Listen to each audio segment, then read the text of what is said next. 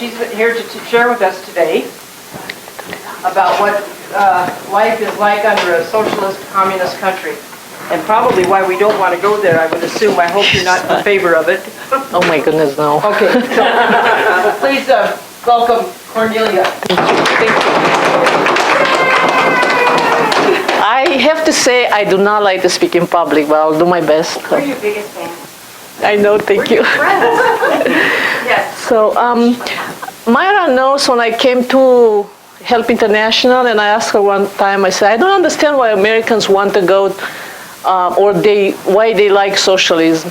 And I realized that they are not educated about the danger of socialism. But this is the first time somebody asked me to speak about it, even though I'm very open. All my friends, Christian, non-Christian, liberals or Republicans, I tell them my experience, and they do not want to hear me because they think they can do it better. So when a system is broken, how can you do it better? That's pure arrogance. That's why I tell them, you are pure arrogant when you think you can do it better, because socialism or communism doesn't work anywhere in the world. You can try. Tell me one country. Oh, Sweden. Well, you don't know that Sweden is coming apart right now. Holland. It's a tiny country. You cannot make America function as a communist socialist country. So anyway, I will say just a little bit about Romania, so you know what some history. But then I will talk a little bit about my experience as a child in Romania, and then you can ask me questions, and I'll answer as much as I know. I do not think I know everything. So, Romania is about Oregon state size. It's an Eastern European country. It's the only country that speaks a Latin-based language. Romania it's a Romance language. We have a lot in common with Italian. Like Italians will say arrivederci, and we say la rivedere. You see the closeness? The Roman soldiers married local girls. And then after the Roman Empire went back to Rome, those soldiers stayed there. So we are very Italian, I should say. We do speak with our hands a lot. I'm trying very hard. I'm trying very hard to be calm. And when Wayne came to Romania, he was a missionary in Romania for 3 years. He knows the language. But at the beginning, he will ask me, why are those people fighting all the time? They are not fighting, they have a nice conversation, I used to say. He said, but they are talking like that, I know. They talk their bodies a lot, so anyway. Romania had an excellent soil, Romania and Ukraine.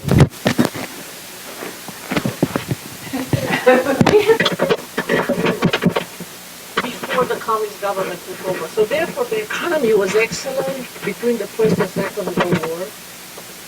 And then the Soviet communist style of communism took over. So we had a monarch that was asked to abdicate, and he left the country. And then we had only one party. So the problem is when you have only one party, then they become powerful, and then they create the rules they want. And they mostly took the constitution from the Russians and imitated almost the same. So we had a lot of Russian influence. Russian took part of Romania, which is called Republic of Moldova, used to belong to Romania. See, it has different provinces. I was born up here in the mountains, right here at the border with Transylvania. So I live very close from Dracula's castle. I'll show you pictures. But the neighbors, you see, the neighbors are Hungary, Ukraine, North, then Moldova, the Black Sea, Bulgaria, and Serbia. So a lot of countries, neighbors, they are Slavic. So this is the only Latin-based country in the entire Eastern European bloc. We have a very musical language. We have a lot of influence from, let's say, from Ukraine, maybe, or Bulgaria, some words, Greece and Turkey, but Ottoman Empire. Yeah, because of Ottoman Empire. But of course, the Italians, the Romans, Romania, yeah. But Romania had two major issues in the history. They had the Muslims from the Ottoman Empire, and then they had the communist government. So we are a very traumatized little country. And the Nazis, yeah. So we are a very traumatized little country. If you meet Romanians that behave strangely, it's because they have a lot of history and trauma, okay? we learn about hardship. So in 48, the communist government was there from 48 to 89. In 89, we had a revolution. They started mild at the beginning. For example, religion was free, but then they decided we need to regulate all this. So they, churches became, how do you say, naturalized? Nationalized. So what they did, they nationalized education, healthcare, manufacturers, agriculture. So they decided that they don't care about the land, they want to industrialize the country. So they moved villages of people to the big cities. They had different industrialization, and they erased the villages. And they took the land. And people had to sign the property, the ownership to the state. And some people, they don't want to. They love the land. They love to work the land. So people were tortured. When I was a little girl, I remember asking people, older people, how? Because I was born during communism, so I didn't know anything from before, and I had a lot of questions. How was life before this big government took over? I'll ask all the people, and they'll say to me, yeah, they torture me in order to give up my land. One lady said, soldiers came like in the middle of the night, and they threw us out in the street with our children, with our pajamas on, nothing from the house. They took over the property because they wanted to use that building for a clinic or something. So they decided the way our very smart, what is his name, that's very socialist in America?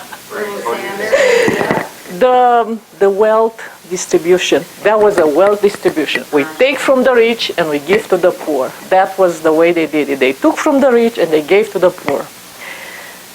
But because there was no competition, nobody wanted to work. I remember there was a saying, they may believe to pay us and we may believe to work for them. So by the time I was born and an adult, the country was coming apart. It was, the stores were empty. The 1980s. Yeah, because Ceausescu decided, I want to show you some pictures.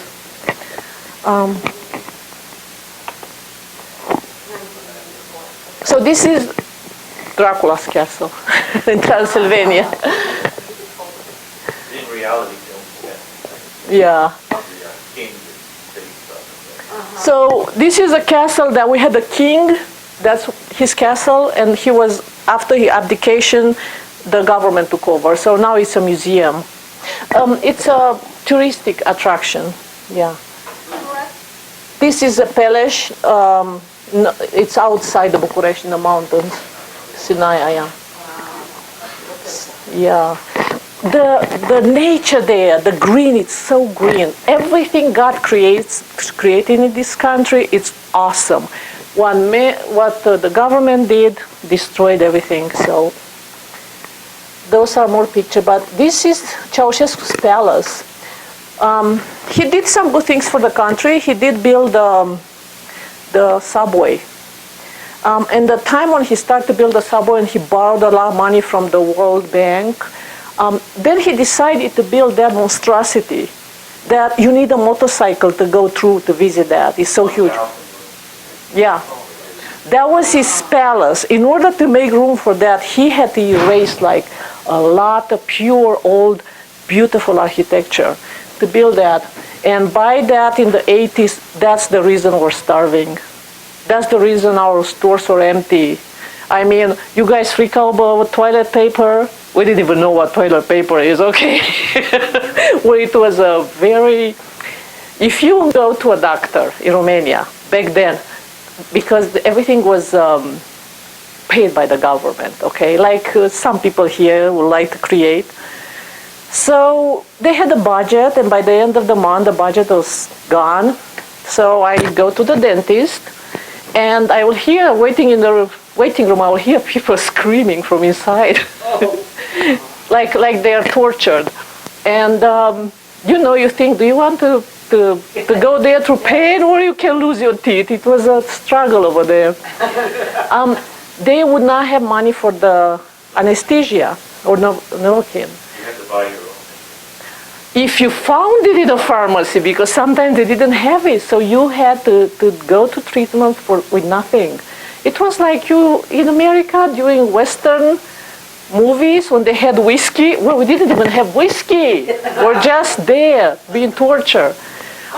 So hospitals were the same. They had a budget, and the doctors were paid normal, ordinary salaries. They didn't care to treat people better, so they wanted you to bribe them in order for them to treat you well. If you go to a doctor, in order to be treated, you have to give him something. So soap would be a good idea, because we didn't find soap in the store. So you go there with a bar of soap and you give it to him. Or toilet paper would be another idea. But yeah, it was, I think I remember clearly the degradation. That's what I remember. You're humiliated everywhere you went. Nobody treated people like humans. We're numbers. So especially being a Christian in a country that has no respect for humans, being a Christian, you are the lowest on the lowest. So I grew up as a subculture all my life. And when I came here, I thought this is the land of the free, and I found myself being a subculture again. Like, I'm sick and tired of anybody put me in a closet. Everybody else is coming out. Don't dare put me in a closet. So I had to fight hard in prayer. During Obama, you don't know how much spiritual warfare I did, because I could see the direction the country goes, and I was desperate. So I called out to God numerous times. When he decided to give us Trump, honestly, I didn't know him. I didn't really like him. But I trusted that God knows what he's doing. So I'm praying for this president like you cannot believe it. Because for this period in the history of America, it's only our hope for some transformation. Otherwise, we're going socialist. It is like an obsession all over the world. I noticed that. And so I found in Corinthians, I think it's Corinthians, 2 Corinthians verse 11, verse 14. It says that Satan himself, depending on the translation, some translations disguises, masquerades, transforms, or fashions himself as an angel of light. Socialism, it's an imitation of what God wants for us. And Satan is trying to steal from God all his good ideas. They promise you equality, and they give you humiliation, poverty. You have an example right now. You don't find paper or toilet paper. It's really humiliating to go to beg for those things or pay extra money. Religion, you have to worship the government. In school, the school also, it was brainwashing system, because they will tell you about how great the president is. So you have the picture of the president up there every day, and you had to stand up and say good things about him. He was our God, okay? I am grateful that I grew up in church, because I learned from very early age that no, the government cannot provide for me, but the God can provide for me. But also, I have to say I suffered tremendously for being a Christian there. At the workplace, in school, just because I belonged to a Christian family, they called me all kind of names. And my brother was sent to the labor camp in the military just because he belonged to a Christian family. He was not even a believer. But he had to pay the price. He came home with gray hair. He was 18 when he left. So I'm just saying that people suffer a lot just being Christians, because they want... Okay, we had every 3 persons, one was an informant for the government. So we did not know who is the informant. So they created this untrust. We didn't trust each other. But during that time, I have to say that God was showing himself big. My parents lived out in the country. They had a tiny bitty piece of land, so they knew how to use that wisely. They had everything they needed, vegetables. They had one cow, one piglet, and a few chickens. So they had the necessities for the family. Well, the food was very rationed, and so we couldn't find flour, sugar, or other necessities in the store. But my parents' friends that lived in the city, they had the same number of children, 5. Over there they could find sugar and flour, but they couldn't find meat and cheese or milk. So I had to travel 6 hours by train with heavy loads of food to take to my parents' friends, and then they will send me back with what they found there. They did an exchange. And these women, I have to say that women saved their country. These women never stood down to say, let's calculate how much did you spend or how much did I spend. No, they're just sending food back and forth. For years I did that. I joined Campus Crusade for Christ, which is an American organization. They were the only ones that could come to Romania because they came as students to study, but they did evangelism on the ground, so I joined them. They were working in the big city in Bucharest, so I lived normally if you drive it's 2.5 hours, but because the transportation was broken, it took me 6 hours to travel by train. So I'll go for Bible study all the way to Bucharest and do some evangelism in the camp and go back to work 6 hours. So you still can do it. You still can do it, no matter the circumstances. So when I came to America and I thought this is the land of the free, I was really very shocked to see how Christians are so indifferent about the political atmosphere. It was a separation of church. It's almost like the government told them, separation church and state, you are not allowed to be involved socially. And that really bothered me because I thought they don't realize this is not actually political, it's spiritual. And I could see the country going slowly in that direction. And I told you earlier, I was desperate.